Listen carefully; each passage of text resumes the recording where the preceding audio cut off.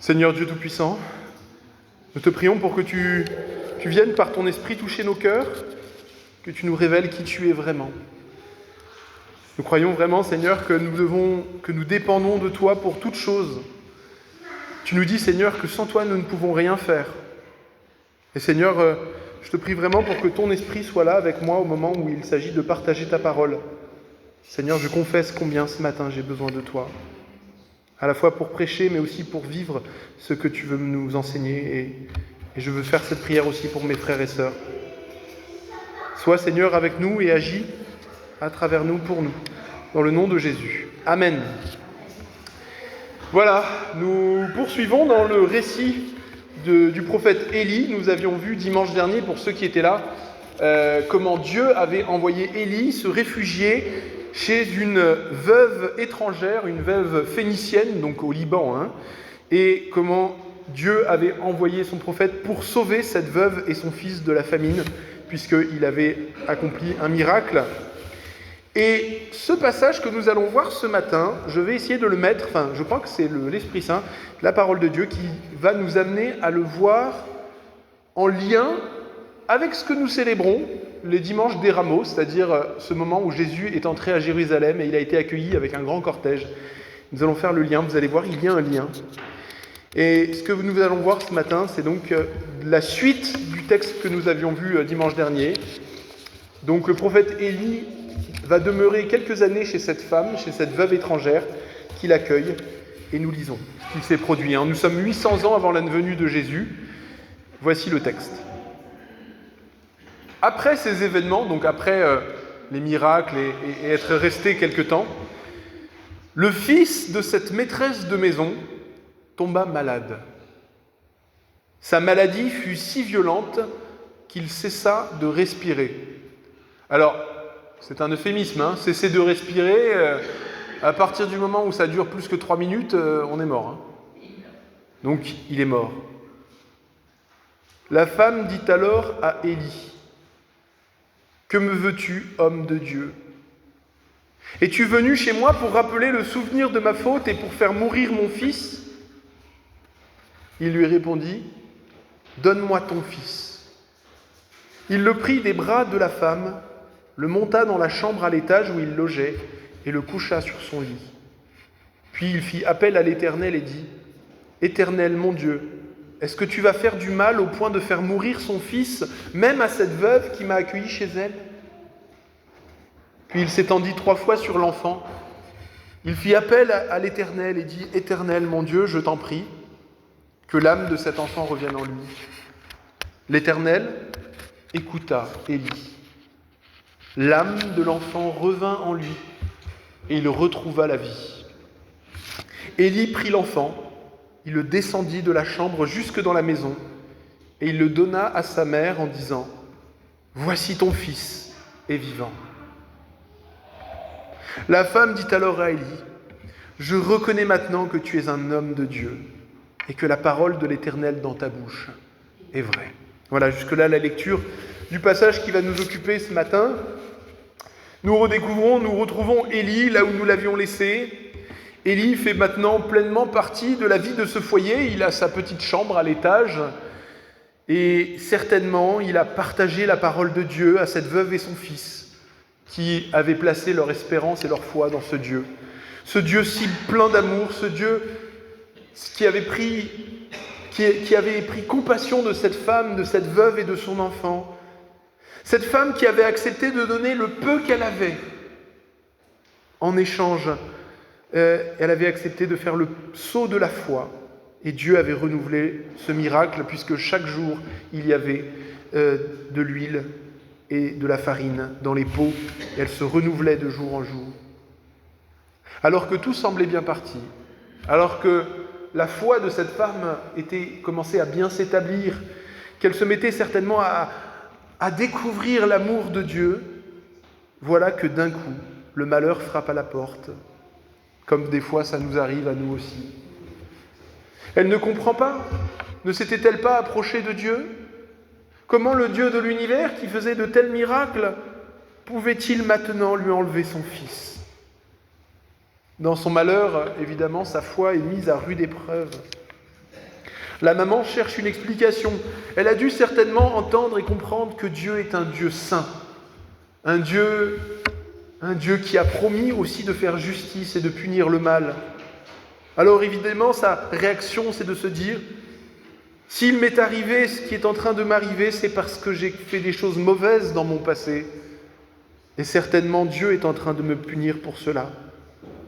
Mais au fond, on perçoit toute sa déception envers le Dieu de Élie. Elle perd espoir et maintenant, ça y est, son fils est mort, il n'y a plus rien à faire, c'est trop tard. Le prophète Élie lui-même, qui pourtant est un prophète bien courageux, bien audacieux, qui a une bonne confiance en Dieu, est choqué lui aussi et ne comprend pas. Il n'a pas de réponse théologique ou intellectuelle à donner à cette mère qui vient de perdre son enfant.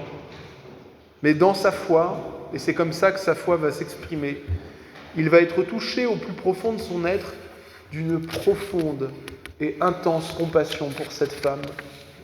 Cette compassion va l'amener avec audace, avec courage, à faire quelque chose que jamais aucun homme de Dieu n'avait jamais fait jusque-là, en tout cas tel que cela nous est raconté dans tout l'Ancien Testament, dans toute la parole de Dieu jusque-là.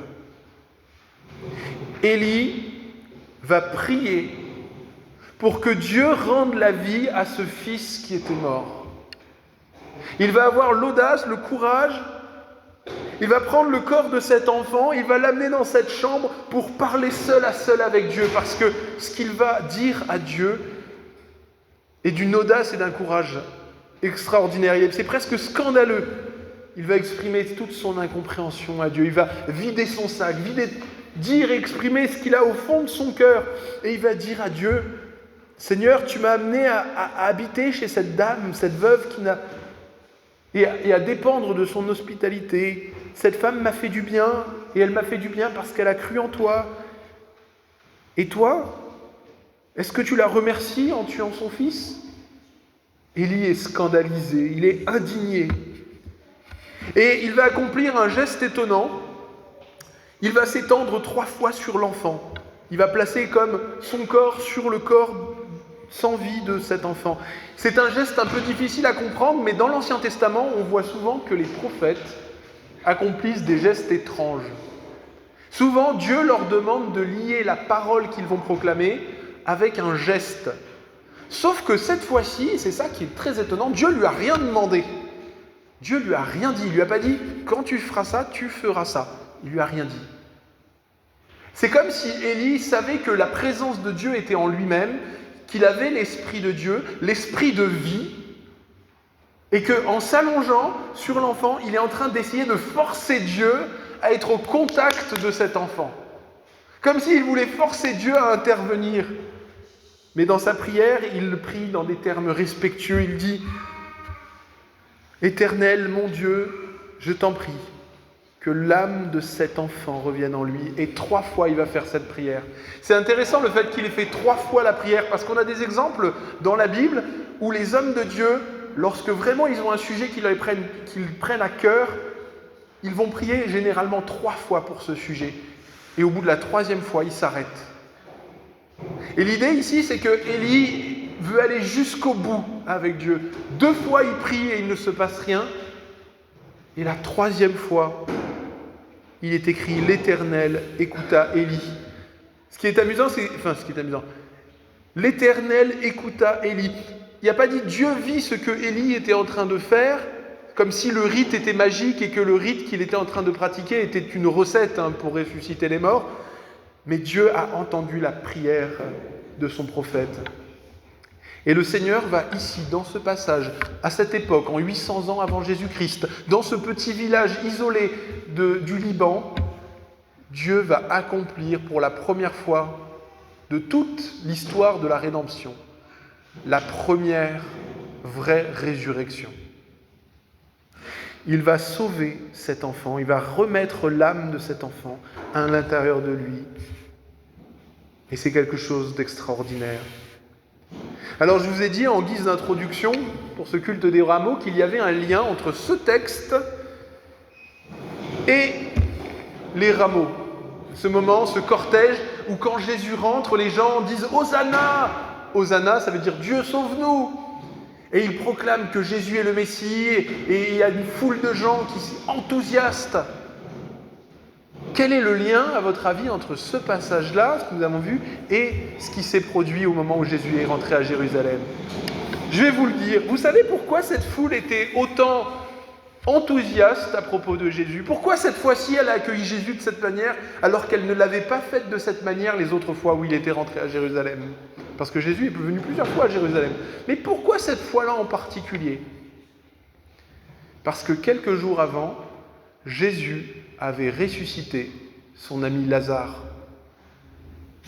Et la résurrection de Lazare est aussi quelque chose de bien particulier.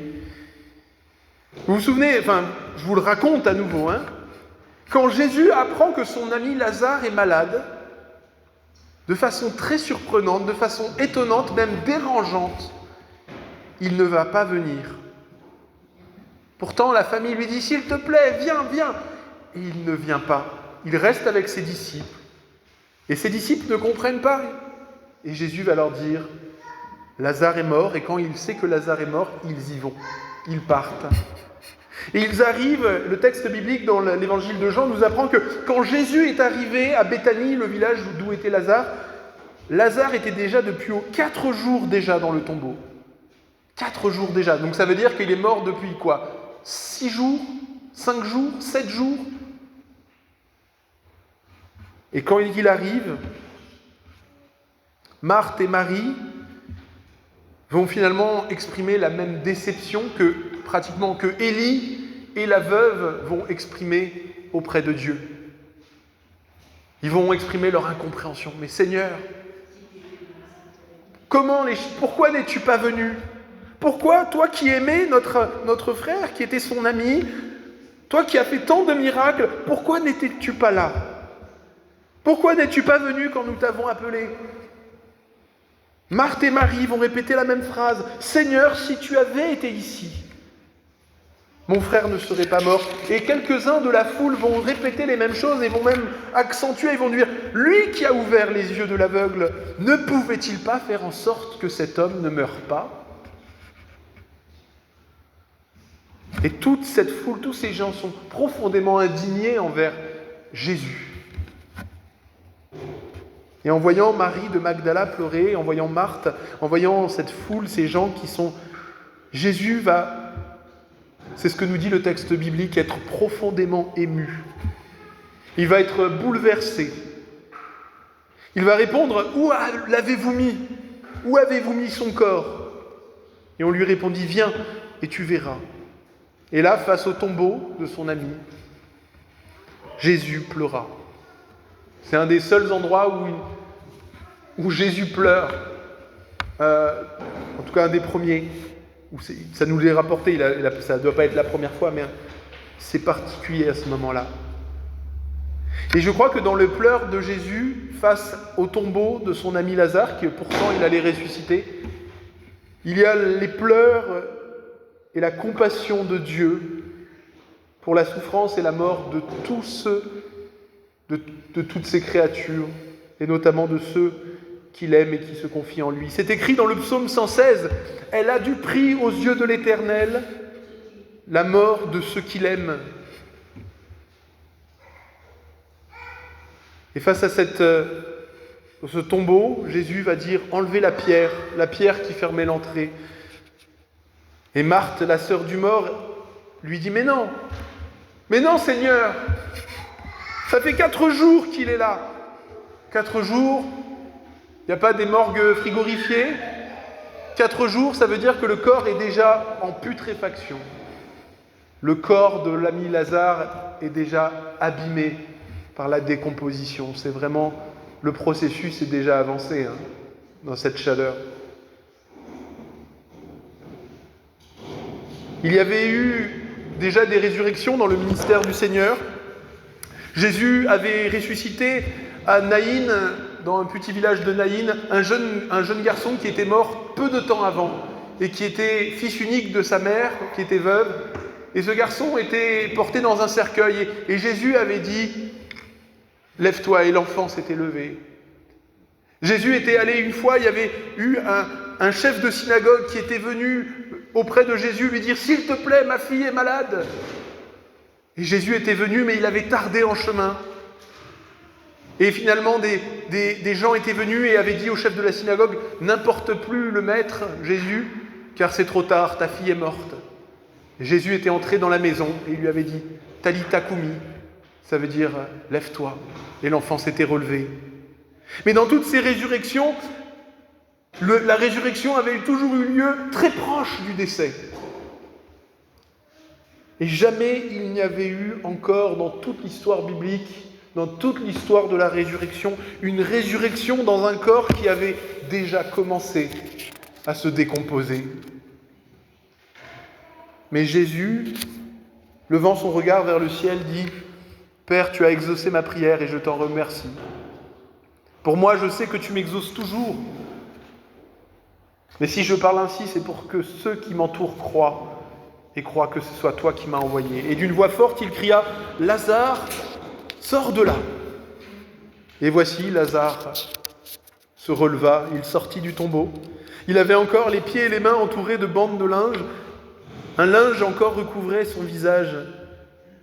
Mais il était revenu à la vie. Toute trace de décomposition avait disparu. Son corps était entièrement remis à neuf. Il était guéri. Il était sauvé. Et Lazare vécut encore de nombreuses années. Et je crois que si nous mettons ces deux histoires de résurrection l'une à côté de l'autre, alors quelque chose nous apparaît. En tout cas, c'est la chose sur laquelle j'ai été interpellé en méditant ces passages. C'est que le Dieu que nous adorons est un Dieu que nous ne comprenons pas. C'est un Dieu qui nous échappe en grande partie. Mais s'il y a une chose qu'il nous révèle, c'est que le Dieu d'Abraham, d'Isaac, de Jacob, le Dieu qui a créé le ciel et la terre, ce Dieu-là, le Dieu que nous adorons, c'est un Dieu d'intense compassion. D'intense compassion. Il y a des gens qui disent, vous savez, le Dieu de l'Ancien Testament, c'est un Dieu cruel. C'est un Dieu méchant. Et puis il y a Jésus qui vient, il est gentil. Mais ça ne colle pas ensemble. Hein. Mais ce n'est pas vrai. Ce n'est pas vrai du tout.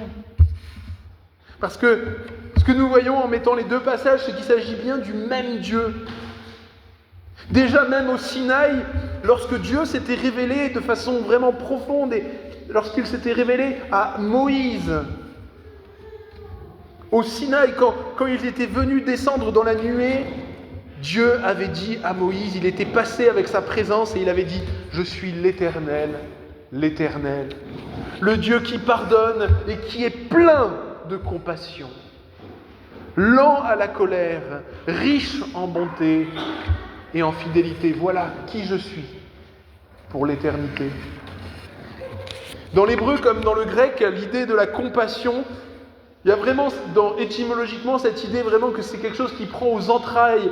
En fait, dans la langue, on utilise, pour désigner l'émotion, on désigne ce que l'émotion suscite souvent, notamment chez une maman quand elle pense à son enfant. Ça lui fait comme des contractions au ventre.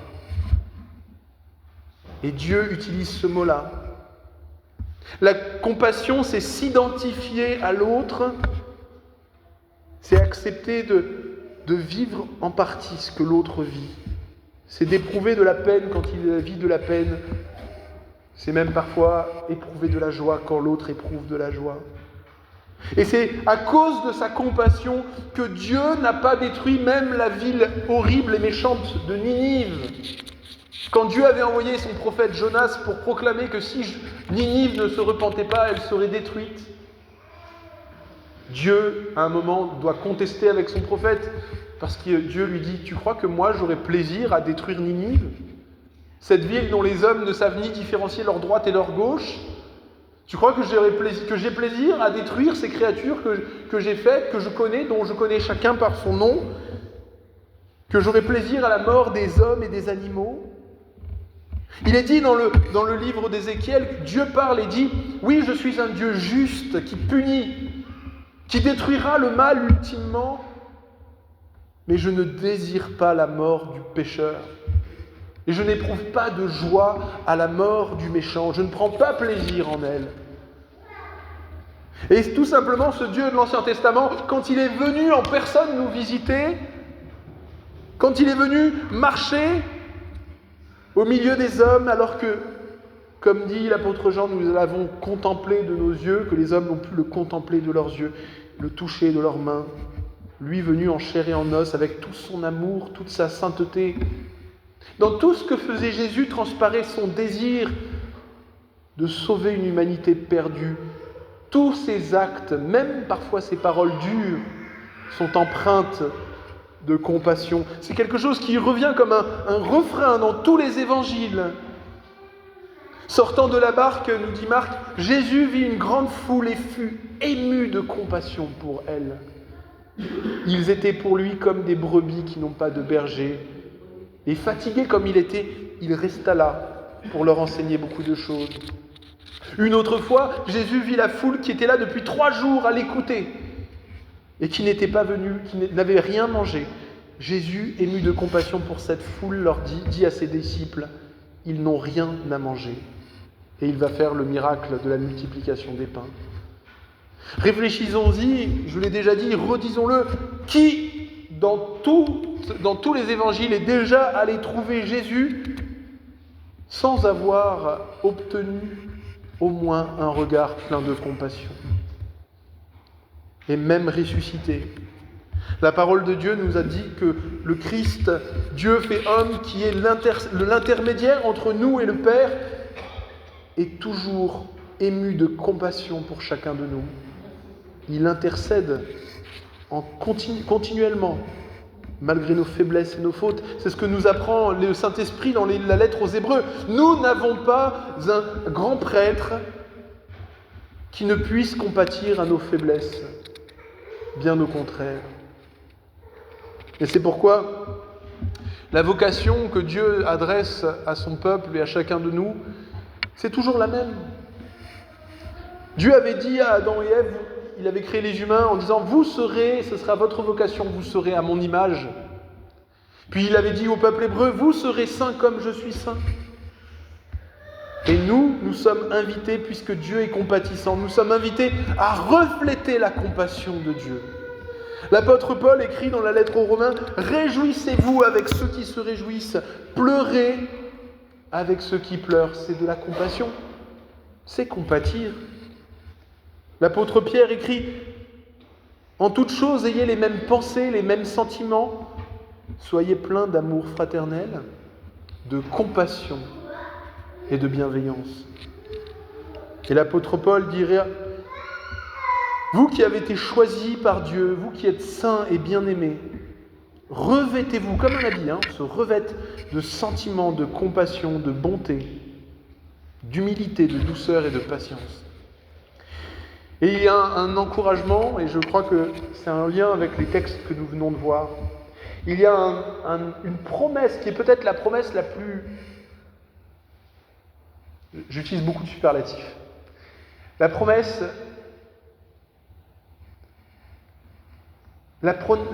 qui concerne le plus la réponse aux prières, notamment pour les choses ici-bas. C'est-à-dire qu'il y a des fois où on prie pour des choses, et il y a des choses qui concernent plus tard.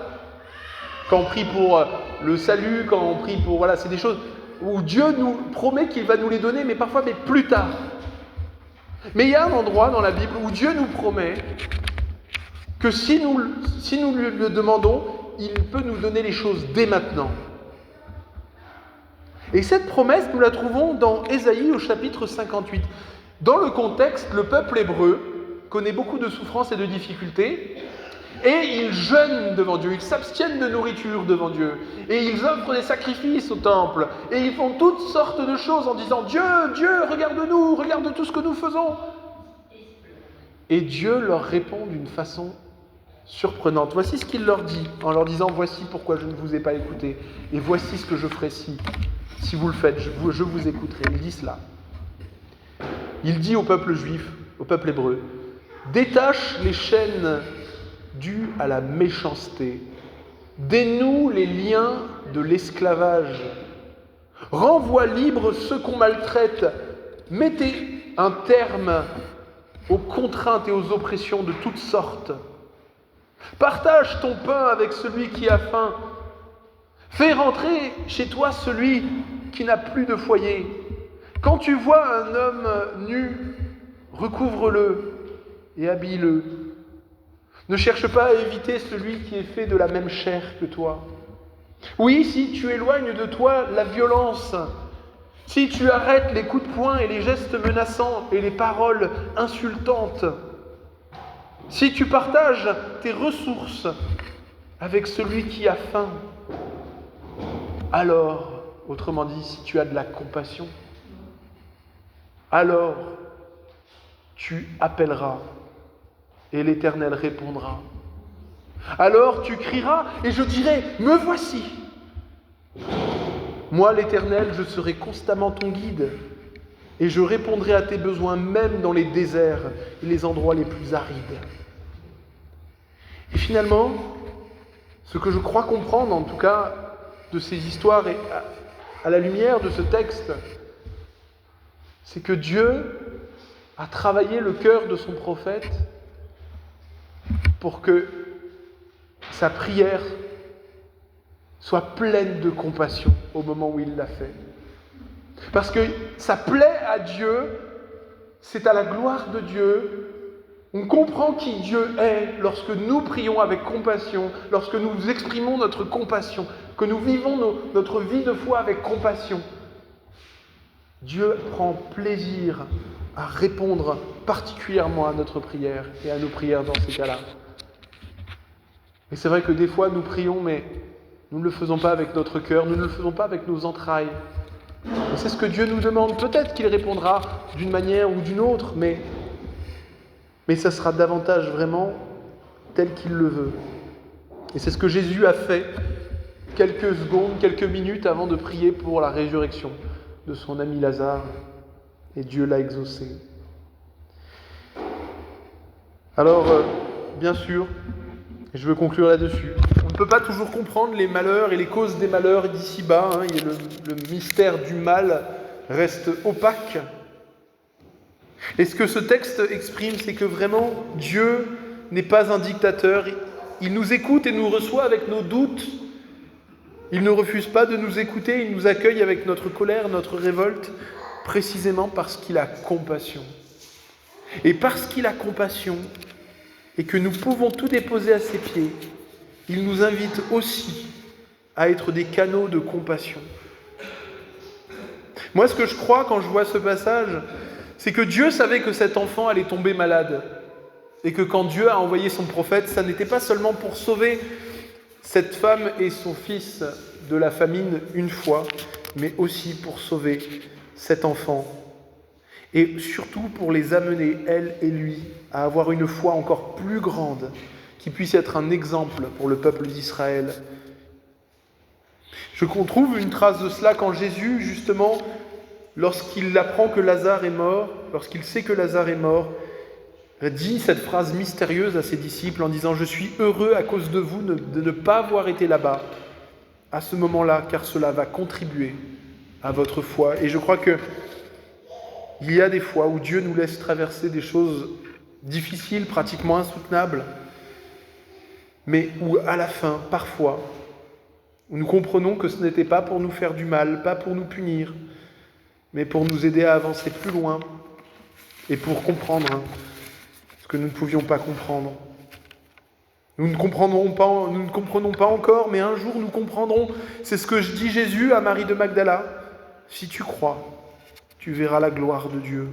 Nous mourrons, nous aussi, comme finalement Lazare est mort, encore une fois, comme le fils de cette veuve est mort et aussi, comme cette veuve est morte également, et qui sont dans la présence de Dieu. Nous aussi, nous partirons de ce monde. Mais notre Dieu, c'est le Dieu de la vie, un Dieu d'amour, de puissance, de compassion, qui séchera nos larmes, comme il l'a promis à la fin de toutes choses. Et je veux conclure juste avec cette phrase qui est dans la lettre aux Romains.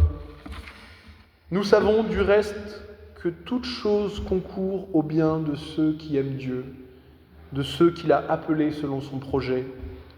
Que dirons-nous donc à l'égard de ces choses ? Si Dieu est pour nous, qui sera contre nous? Lui qui n'a pas épargné son propre Fils, mais qui l'a livré pour nous tous, comment ne nous donnera-t-il pas aussi toutes choses avec lui? C'est pourquoi nous sommes plus que vainqueurs par celui qui nous a aimés. Car j'ai l'assurance que ni la mort, ni la vie, ni les anges, ni les dominations, ni les choses présentes, ni les choses à venir, ni les puissances, ni la hauteur, ni la profondeur, ni aucune autre créature ne pourra jamais nous séparer de l'amour de Dieu manifesté en Jésus-Christ, notre Seigneur. Et je vous invite à la prière. Seigneur Père Tout-Puissant, quel Dieu est comme toi, un Dieu qui s'identifie à nous au point de venir descendre sur la terre pour venir nous sauver. Un Dieu qui nous a aimés au-delà de ce que nous pouvons comprendre. Un Dieu qui a compassion, qui a toujours eu compassion, qui aura encore compassion. Seigneur, tu nous appelles à vivre cette compassion. Tu sais comment des fois notre compassion s'épuise quand nous ne la puisons pas en la tienne. Seigneur, la compassion humaine, elle est à courte vue, elle est souvent partiale, elle est souvent même parfois injuste. Et Seigneur, toi, tu vois les choses en entier. Aide-nous à voir comme tu vois et à aimer comme tu aimes. Stimule et travaille, Seigneur, notre compassion pour que nous puissions prier d'une manière qu'il te plaît aussi de répondre favorablement. Pour le nom de Jésus. Amen. Et je vous invite à poursuivre par un chant de louange.